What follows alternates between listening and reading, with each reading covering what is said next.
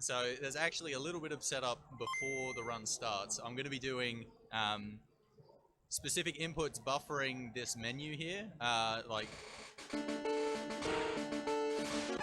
and this is all to manipulate my trainer ID. So just reset there again there. And then I'm going to let this cutscene play for a little bit, wait for Jigglypuff to wiggle. Time starts when I actually get to new game, so I'll tell you when I'm close. Well, I'm pretty close now. Back out. And then we're going to wait for Squirtle to go off screen. Hitmonlee will show up.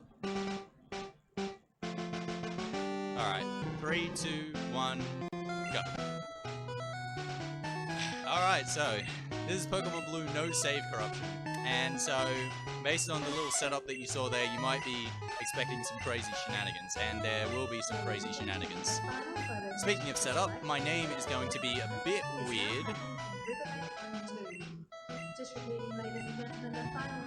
I assure you that's 100% necessary for the run, to name myself that. But, rival doesn't matter, so I'm just going to name him Red. So, no save corruption, so this category. So what that means is basically beat the game as fast as you can without using save corruption. So save corruption is if you reset the game at a specific point while saving the game, you can corrupt your save file but still be able to play and mess up, you know, some of the things in the game and beat the game within a minute. So that's boring. So, well, it is interesting the first time, but it's boring. We're going to actually show some quality Pokemon gameplay here. Now, the first thing is, I had a donation war for which starter to pick, because it doesn't really matter which starter you pick in this run. Unfortunately, Squirtle won, and I realized about 2 days ago that this run is actually not completable with Squirtle. So... well, no. So, the plan is that I'm going to pick Charmander, so the rival picks Squirtle, and the rival's name is actually Red, who you'll know is actually the hero of the Pokemon story. I'm... whatever my name is, I'm just some random glitcher playing this game, so Squirtle is still chosen. So, okay, the reason the starter doesn't really matter is the only thing I'm going to be doing with the starter is this fight. So Charmander is the most consistent of this fight to go the fastest. Squirtle is the worst, but it's also not possible to complete just for later on. Bulbasaur is the best in the absolute most ideal situation, where your rival who ends up picking Charmander and killing you really quickly, but it can just sit there and spam Growl, whereas Squirtle has Tackle and Tail Whip, so even if I don't kill Squirtle quick enough, or Squirtle doesn't kill me, I'll kill him within a reasonable amount of time. Looks like he's going in. If he goes one more tackle here, he'll probably end up killing me, which will be quite fast. Oh, he's gone Tail Whip again. Loser. Yeah, he's gone Tail Whip again. See, he's a dumbass. But I'll just get him once more, and it's finished. It doesn't really matter.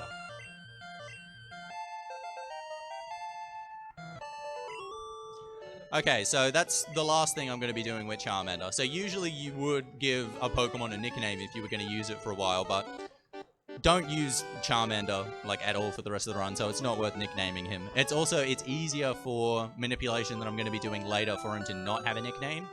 So what I'm going to end up doing is, just going through Route 1, picking up the parcel, just hoping I don't get encounters. This is just random whether I get encounters and lose a bit of time. But it's basically as soon as I get access to Pokeballs, which is after I deliver Oak's Parcel and come back to Viridian City, I'm going to be catching a Spearow, a level 5 Spearow. And so there's two reasons for that. One is I have to deposit my starter into the PC, as that's part of what I'm setting up and what's going to happen later on. Actually, just to make sure, I'm going to check my trainer ID. Okay, I did get it right. If I had the wrong trainer ID, this run would just not be possible, so I just wanted to make sure I got that right before continuing. God, what was I saying? Yeah, I've got to deposit my starter into the PC for the setup that I'm doing, and Spearow's actually quite fast for the rest of the run, because there are a few more battles in this run. But Spearow, it gets Peck, which is a flying type move, as its starting move, which I'm going to be fighting a lot of bugs, so that's really useful. And I also have to white out later on in the run, so having a flying type is actually ideal for that, because I can encounter a level 5 Pikachu and have it kill me with Thundershock, which is again super effective, whereas nothing would be able to one-hit Charmander. Sorry, that's my second encounter, so about average so far. Which is good considering this is Pokemon, you're always expecting terrible luck, pretty much.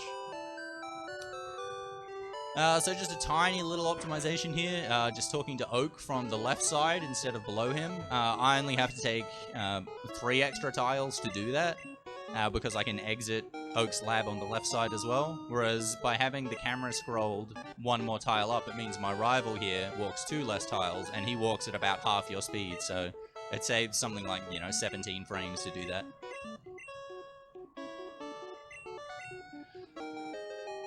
So okay, like I said, going back into Viridian City after this, I'm going to be buying a Pokeball, and so I'm going to be doing a manipulation to try and encounter a level 5 Spearow on the very first tile I enter the grass, and then catch it straight away at full health. So the way it works is basically, if you reset the game, it starts the RNG at the same point, and so you can manipulate it a little bit by how your like your starting inputs, you actually change the palette sometimes. I will be doing that for all my future manips, in order to get the result that I want, and then buffer through the starting intro, and then moving in the exact, way that you want in order to get the results that you want. It can be kind of tricky. It also doesn't actually always work, even if you always do the same things, because the in-game timer is actually an impact factor into how the manipulation works, to the frame. So you don't know exactly, exactly how many frames you've been playing the game for. And so even at the absolute most consistent, it's like 57 out of 60 of the frames will work. But you'll never get 100% consistency. I'm buying a hell of a lot more Pokeballs than I need. Like, usually you'd only buy 1. I'm just buying extra in case I mess up the manipulation a little bit. It's okay. Hopefully I remember how to do the Charmander manip, because it's a little bit different between Charmander and Bulbasaur. So, save here, reset. Then I'm going to change the palette like that. Going to buffer through these, and then when I'm walking to the grass, I'm also going to press A on a few of the tiles, just to waste a frame on really specific tiles. Hopefully get this right. 1, 2, 3, and 4. There we go. First tile. This should be a Spearow level 5.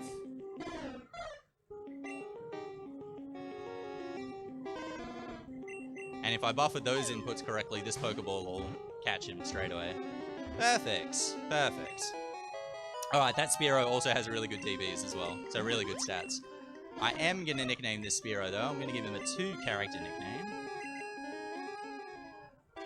2 characters is a little bit more consistent than 1 character for the manipulation coming up with Spearow. So, now, like I said, I'm going to deposit my starter into the PC. 2 reasons for this. 1, again, it's useful for the setup that I'm doing later on. Oh, it's required, I should say. But also, I'm going to be whiting out, so I only want 1 Pokemon to die. I'm also going to take the center here. I don't actually need to heal Spearow, but this sets my warp point for if I die, or if I were to teleport to come back to Viridian City. And, like I said, I am going to die, and I want to come back to Viridian City. I don't want to go through Route 1 again. Just going to pick up a hidden potion, just a bit of safety. It's quite likely I'll have to use it. So pick it up just to make sure, and then I'm going to do yet another manip. This one's much longer, and it's a little bit harder as well. And also less consistent. I think it's 55 and 60 work this time. So again, save here. Reset. Change the palette again. Alright, so if this one goes correctly, what I'm going to do is I'm going to walk through all of Viridian Forest without getting an encounter until a really specific tile, where I'll encounter a level 5 Pikachu.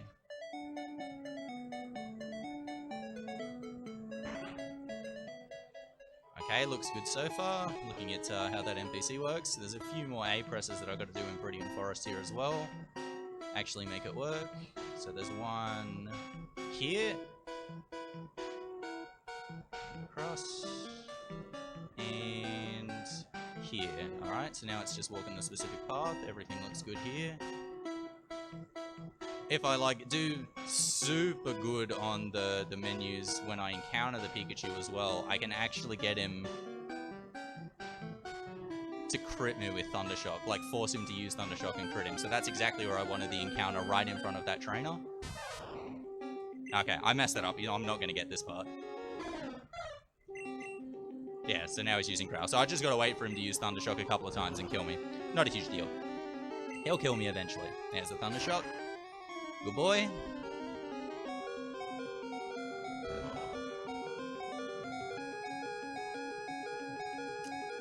Silly bugger, silly bugger. So what's going to happen here is I'm going to white out and I'm right in front of that trainer. So after I black out, the trainer's then going to see me, but it's not actually going to start the battle. So you can see the exclamation point right there.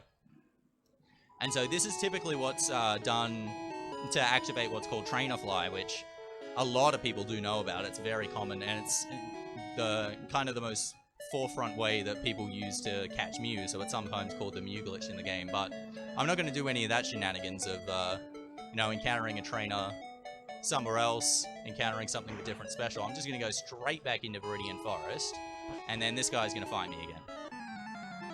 The guy that I walked right in front of. So it's kind of hard to explain what's actually going on here, but basically when you're in a map like this, it's running a list of scripts, and it's looking first for, you know, if a trainer's going to fight you, then to start the battle, and then, to run text and then start the battle, and then to finish the battle. But so once it does the third one, it's supposed to zero and then start again from the start. Only taking 5 damage there is really good. But because of the way I've done it, I've actually skipped that process where it zeros and goes back to the start of the indexes of what it's actually looking for. So now, instead of being at index 1, 2, or 3, it got to 4, and it's not supposed to be at index 4. So now he's mad, and now he's just fighting me again. But so what's happened now is it's at index 6 after I do this one. So the game's going to enter a bit of a weird state, but it's still going to be playable. You'll be able to see that I'm still be in Viridian Forest, but I'm going to be walking really, really slowly. These fights have actually gone really nicely, by the way. I haven't gotten poisoned, I've still got enough health. Probably don't have to use the potion. Yeah, I'm going to risk it. And so, yeah. Odd things are happening right now. I'm going very, very, very slowly, but I'm going to fight one more trainer. I'm going to go all the way up here. And this guy, his line of sight's gone, and you'll notice some flashing will start happening. It's really hard to get this guy's attention. I'm mashing A right now. Finally got his attention. Sometimes that can take... Oh, no, I didn't save. That was so silly. Okay, there is a 25% chance this will crash and the run will be over. So, hopefully that doesn't happen. Okay, but so... Oh, that's a really nice crit. So what's going to happen here is this is going to move it to index 8. That's going to run... it's going to be in parts of the memory, or it's not supposed to be. Ideally, it'll run an A script that'll run through my PC box, it'll run through my trainer ID and my trainer name, amongst other things. It also runs through my in-game time. And the in-game time, if it's on the wrong frame, can actually mess this up, and if it does, it'll crash, or just reset the game. Please don't happen. Come on, good luck, son. Good luck. Yes, good luck. Alright, I just beat the game.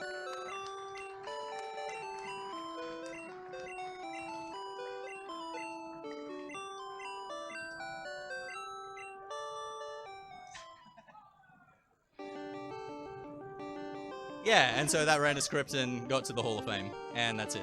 My level 7 Spearow. Yep. Champion of Kanto.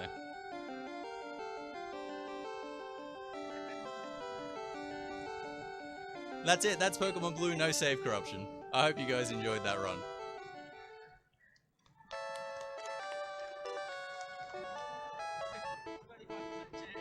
I can't believe I didn't save. That was so silly. So risky.